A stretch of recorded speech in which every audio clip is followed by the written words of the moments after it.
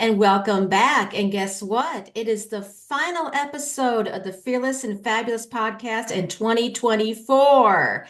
It's hard to believe. It's already been almost a full year since I started this podcast. And today, to round things off, I have a special guest from my time in Mississippi. This is Tammy. She is the owner of Coast Beach Tan. And again, I'm Melanie Robinson, your host and creator of the Fearless and Fabulous podcast. Thank you so much for joining me today, Tammy. How are you doing? I'm doing wonderful. Thank you, Melanie. I appreciate you having me on your podcast. So I am very cheery. Well, just to give everyone a little background about how you and I know each other.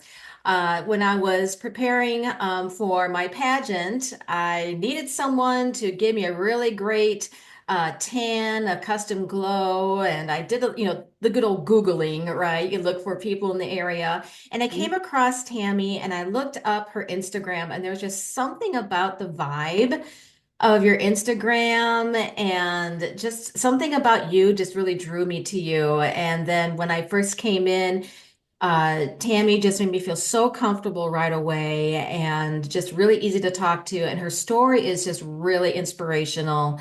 So, Tammy, why don't you just tell us a little bit about yourself and we'll just go from there. Let's see. Where do I start? I always have kind of a hiccup when it comes to I know it's like, tell me about yourself. Oh God, where yeah. do I start? Well, I am a mother of three grown adult daughters, which I love very much, and they live about 900 miles away. I have seven grandchildren. Their age ranges from teenage years to about a year and a half. And five of them boys, two of them girls. So I'm very proud of my grandchildren. They're my jewels of life, for real. I can't get enough of them. Unfortunately, they're, like I said, too far away. And the reason I moved away from the Midwest is I actually came to Mississippi for a vacation per October, my birthday month, and I spent 2 weeks here, and I just felt something. I don't know. I'm sure there's others that have experienced where they go someplace and there's just something that's resonating with them, Mhm. and that's just like pulling you. And I was looking for a place, honestly, to start over and hit reset. And when I came here, like I said, it just clicked, And honestly, I used to be more impulsive than what I am now. But Weren't I we all when we were younger, right? well, this wasn't so long ago. So but so I left here from my vacation and I spent 2 weeks here and I went back to Ohio and a month later I packed up my things and I moved here. Wow, that's so gutsy and at the same time just so inspiring just to know that I'm supposed to be someplace else. So, when you were in Ohio, were you a spray tan artist then or were you doing something different? That's a great question. I'm glad you asked that. That's kind of what I'm talking about. It's almost destiny, I feel like really does play a role in our lives, in the universe, for sure. Mhm. There's some strengths to that, some very truths. And it's funny because I was so um honed in spiritually on finding where I belonged, where I felt like I needed to go. And I just feel like I was spiritually led the whole way. So Mhm. when I moved here, not right away, but I was looking for work and things because I didn't have anything set up before moving. And I actually started at a franchise. Tanning place, and they just threw me into spray tan and they were like, okay, zip zip zip, this is how we do it, here's the spray tan gun, go ahead. And I was like, really? You really want me to do this? So I did it, and it was really the first that I was introduced to spray tanning industry, what it encompasses and all of the things. And I really fell madly in love with it, like Mhm. right away. And it was a marriage of who I am. I've always been an artist, and what I started to do uh, I met a lady in Michigan. I spent time as a child in Detroit, and she actually just, her and I bonded. She was kind of like a second mom.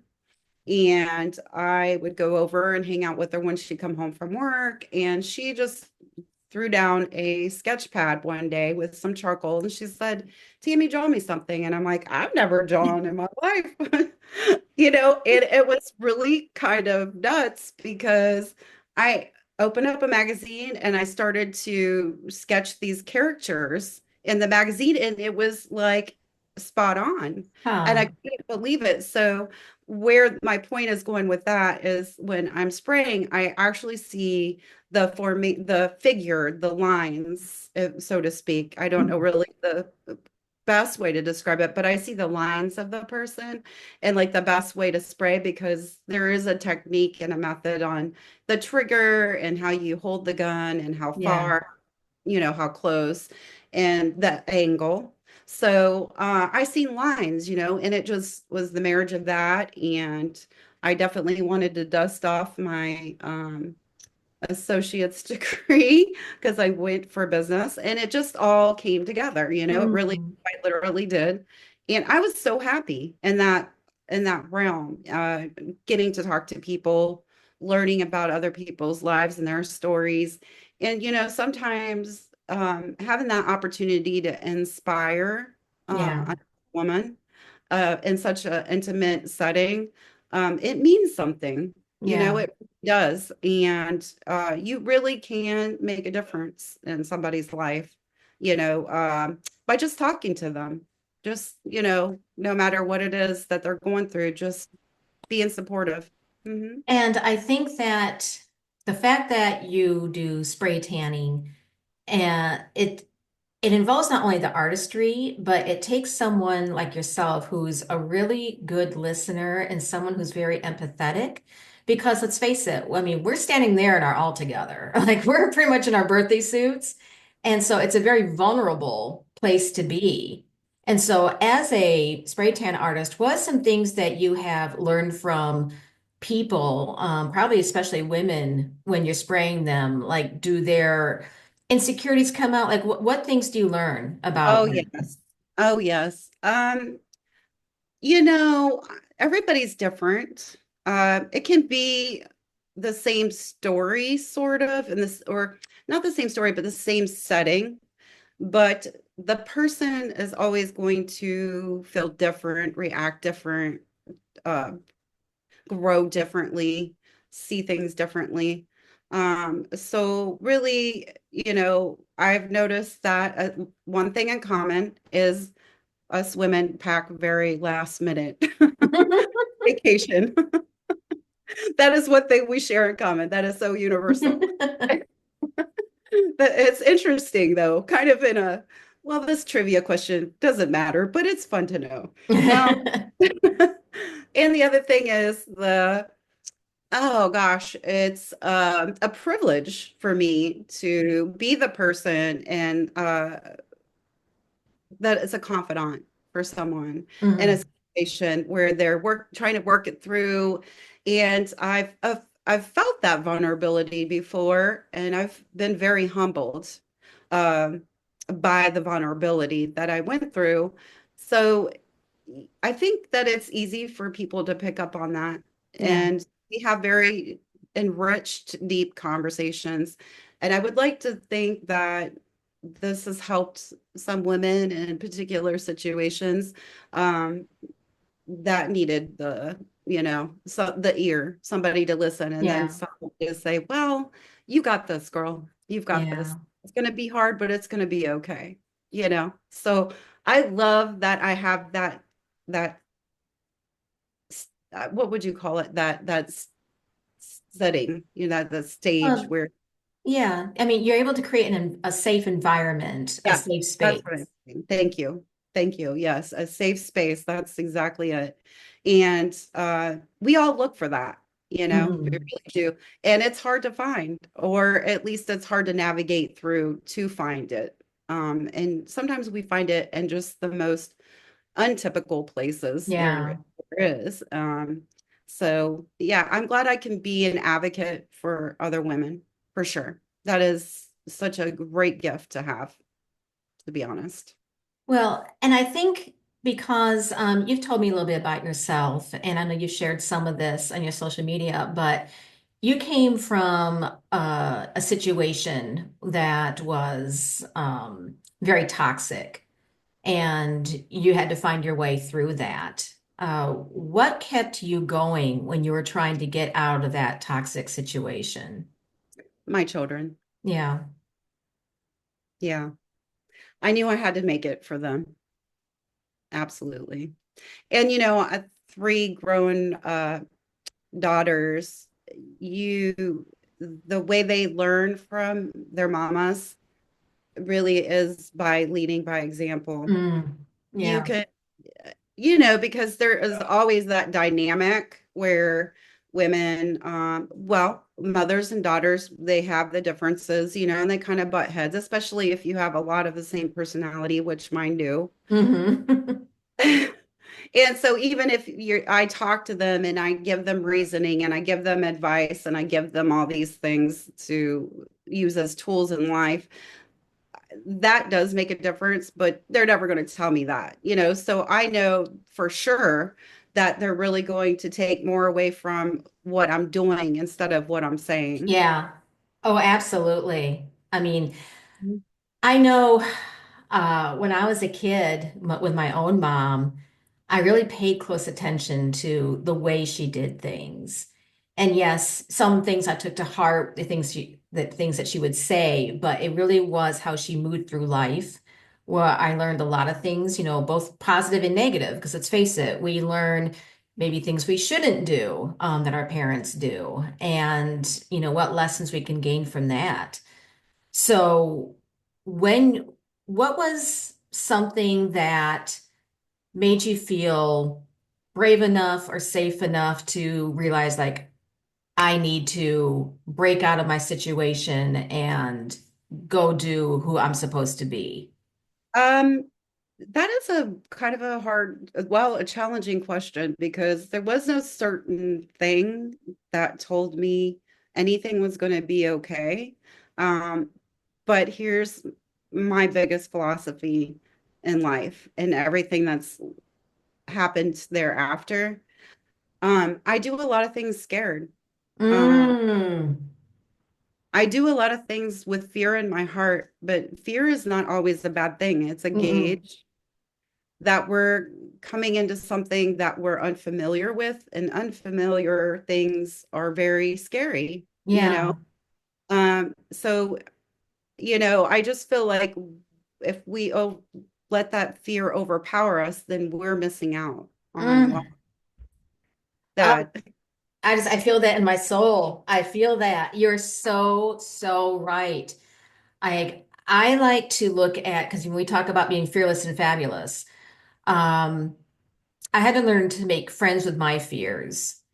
And even though there are days when it's more challenging to be friends with them, Yeah, or I don't want anything to do with them, I know if I don't uh, look at my fear in the eye and just punch on through, I'm just going to be stuck right where I'm at.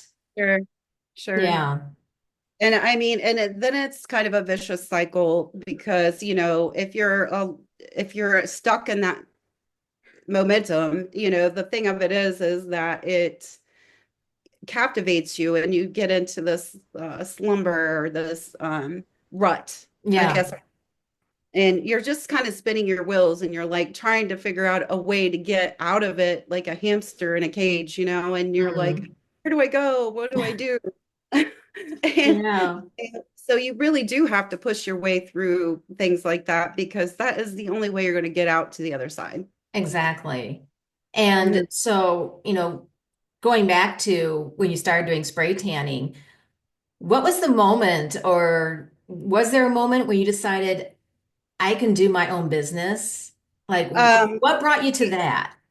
Well, actually, what that was all about, is I had a moment, an epiphany, so to speak. For the longest time, I've had great jobs, Melanie. I've had really, I was set for life if I had Mhm. stuck. it. But and it's kind of ironic because I was talking about that today, actually. But I was never fulfilled. So I did all the things that I did, and I worked for Charles Schwab. I worked for IBM. I mean, I was with IBM when AOL dial-up just became a thing, which is crazy to say. I'm dating my, Right. but it was great because I am kind of tech savvy. I'm a nerd, and as right? And yeah, I'll support that all day long. But I was never fulfilled. There was just something missing, and it took me forever to grow up in the way that I knew exactly what I wanted to be when I grew up. And I just knew there was something missing the whole time. It didn't feel right. It was just about making money. And I didn't want to just always make money. I wanted to make a difference. Yeah. And so, I went along with it because, of course, I was a single mother and I was raising three daughters by myself. So I did what I needed to do and I paid the piper, as we all must. Yeah. And when it came time, that's when it all just kind of exploded. So I was working out in Metairie, driving from Gulfport to Metairie every day. And I went on medical leave. I had to have a couple surgeries. And when I was on medical leave, they laid off our department Mm. nationwide, right? So I was laid off while I was on medical leave. And I'm like, oh, great. Yeah. And, I looked at the situation and I thought, okay, there's two things I could do. I can crumble or I can figure this out. Yeah. And, I just really sat with myself quietly and searched, the things in my mind that I know that I've done and I've accomplished. And I'm like, sure, I can. It's just about jumping off the edge of that cliff and giving faith a chance, giving Yeah. yourself a chance. And I was at a place where I really didn't believe a whole lot in who I was, Mm. uh, which doesn't make sense, I know, but that was one of the reasons I pushed for myself to just go ahead and go forward and do it. And because I needed to know that I could do it. And I wouldn't say that I have, and I am fulfilled with that. No matter where this ever takes me, I know that I did the dang thing. Yeah.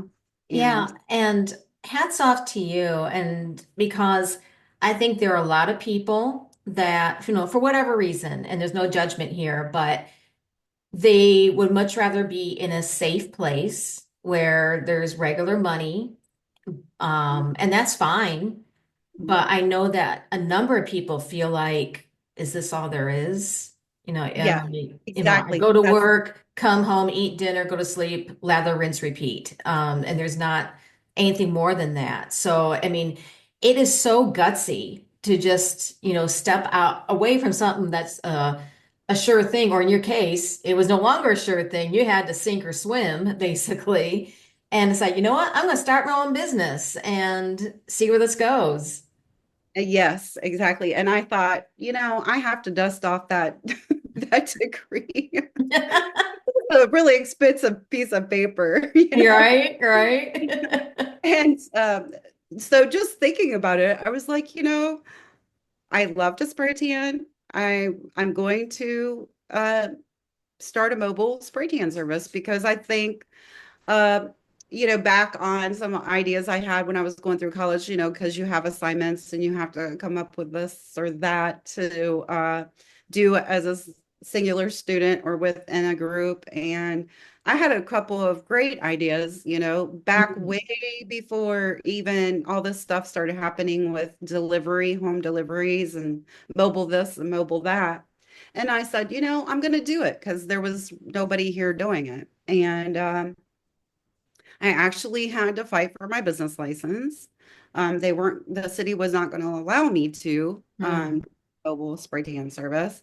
So that was another thing that like really pulled it all together for me because look, I was a nervous wreck because I really had to go in front of some big people here, that made the final decision. And so I had to really get my thoughts together on paper and also in conversation and give them reasons why I should be able to. And so that's what I did. I actually conversated with the Gulfport mayor. I actually called him up and said, I'm at a roadblock. Nobody will even hear me out. And this is really what I want to do.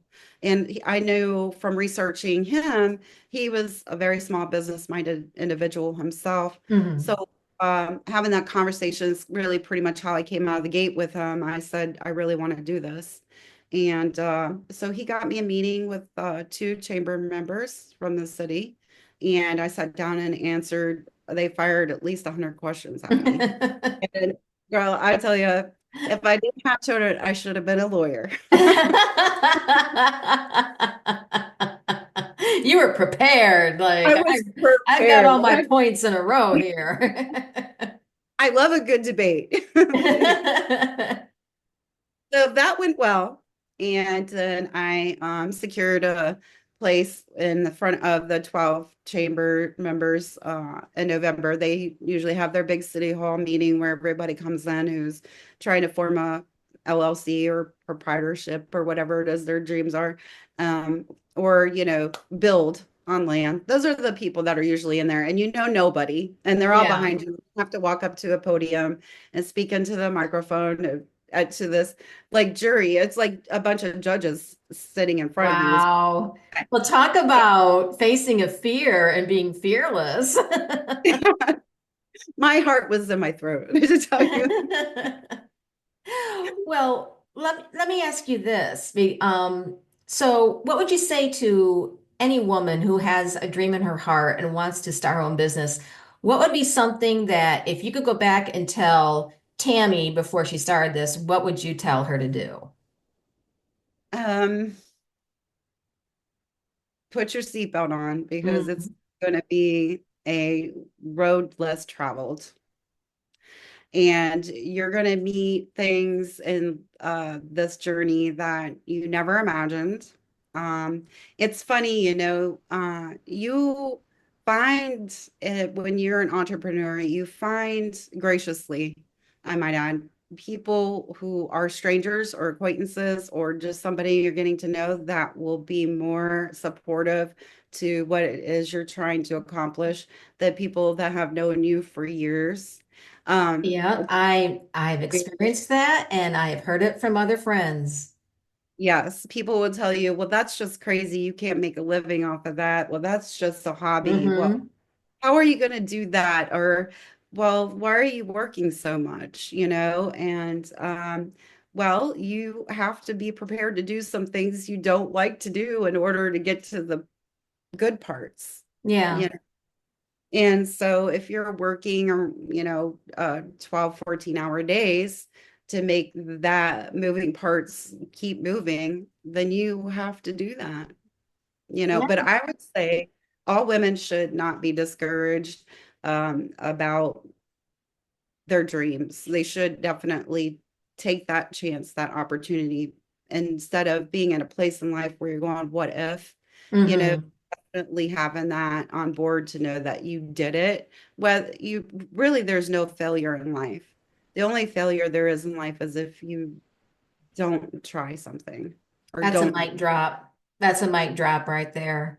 Um, Absolutely. I mean, it's something that I totally believe. I would much rather have several failures than never have tried anything at all. And sooner or later, something will click. It does. You just have to be able to listen to your intuition and be willing to, work hard for it and believe in yourself. Fulfill it, totally. What's the word I'm trying to say? I'm having a brain fart. It happens in the 50s. You know that. And it's just, Yes, I do.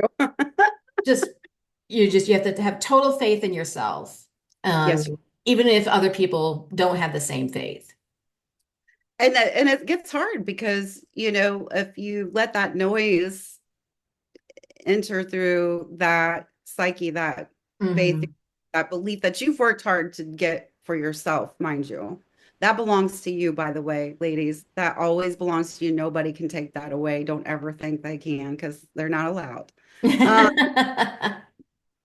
but It does play into your psyche, when you're getting all that, allowing that noise, it starts to diminish some things. And so you have to push back a little harder, Hmm. and you have to say, well, look, really, in the end, I really appreciate your concern, but this is my life that I'm living.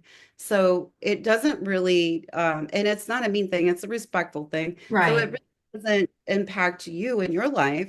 So what does it matter what it is that I chose to do in my life? You Right. know, Exactly. It's that old saying, like, unless they're paying your bills, pay them no mind, right? Exactly.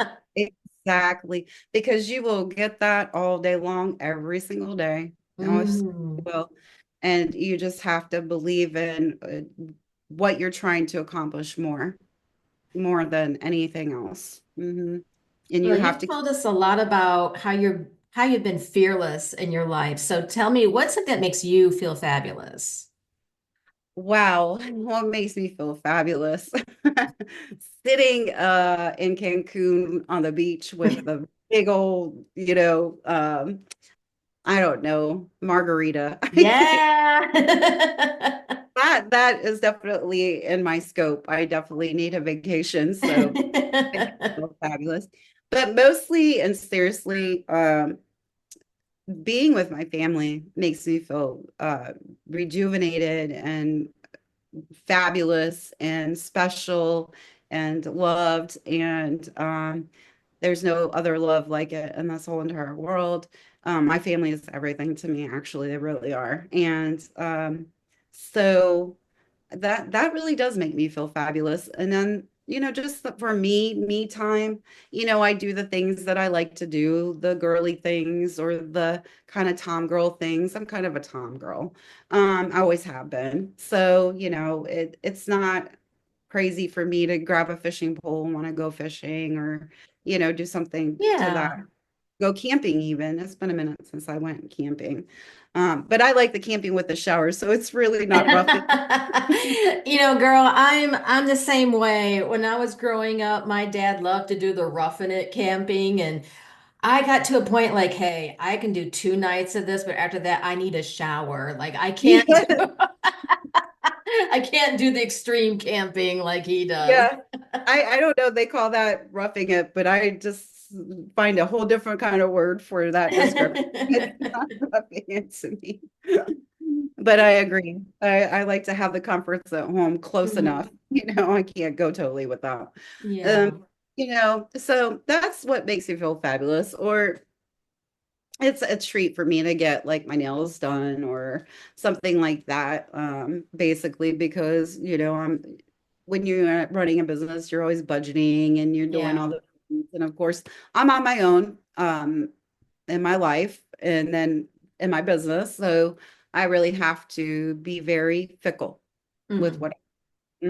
But I've always been a thrifty person, so that really does play into this whole thing too. So I kind of know Oh how to. yeah.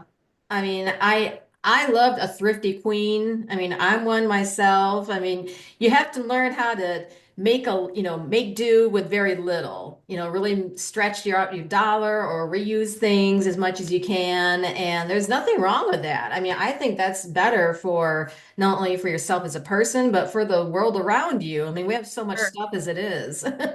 I agree. I honestly I find myself when I go into a big store, and there's so many like different kinds of bread, for instance, to choose, or so many different things, cereals and stuff like it's overwhelming for me, actually. I think I get overstimulated. I Hmm. honestly do, because I'm like, do we really need all this stuff? Do we? We really don't. Oh my God. Oh my God. Well, time just flies whenever I do this podcast. So I want to make sure that we get a chance for you to plug your wonderful business. Thank So you. tell us where we can find you. Absolutely. So I am in the heart of downtown Gulfport, on 25th, actually also known as, 49th Street. So I, or 49, Highway 49. I'm sorry, I don't know why I said street. I'm in Michael Vincent's salon. Wonderful, wonderful team there.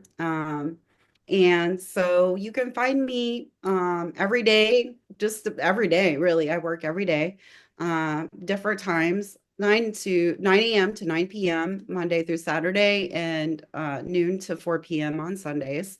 And yeah, we're just nestled right in there with downtown Gulfport. It's And a I great. will link your socials and your website to this as well. And she was telling me before we started recording that she's starting to do some traveling. So if you are an organization or if you're a bride who is going to be doing a big wedding out of town, you may, contact her and maybe you all can make something fit. So Mhm.